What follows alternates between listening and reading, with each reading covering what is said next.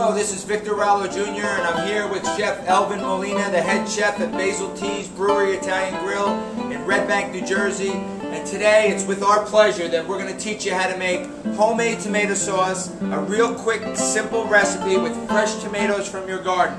First, we need to start off with beefsteak tomatoes, some onions, some garlic, salt, olive oil, and basil. And Chef is going to show you how to core and get the tomatoes ready to be parboiled or blanched.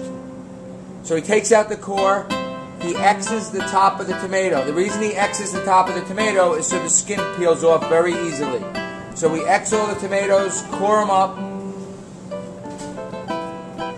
and now we're ready to boil. So we have a boiling pot of water behind us, and we're going to drop the tomatoes in the water, boiling water.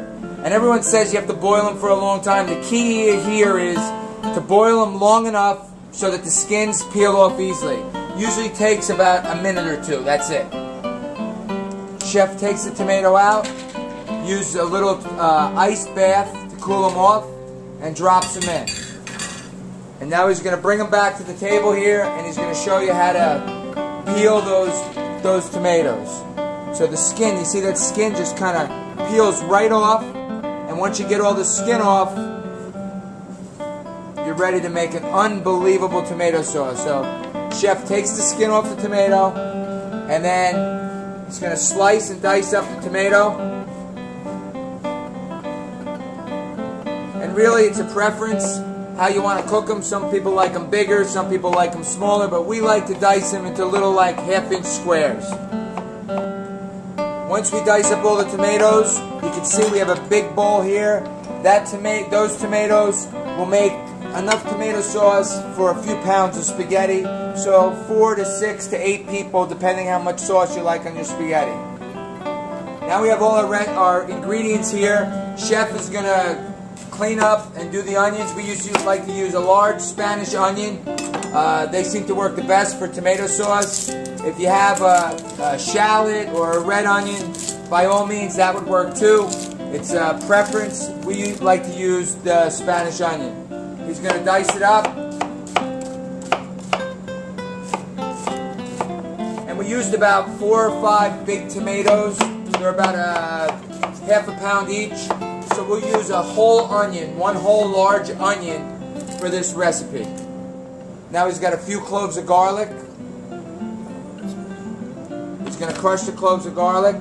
So use 3 or 4 cloves of garlic depending on the size. And now we're ready to turn to the pot and start cooking. This tomato sauce takes about 8 to 10 minutes to cook. That's it. You're ready to put it on some. Here we go. Little olive oil in the pan. Coat the bottom. Add your onions and garlic to the hot pan.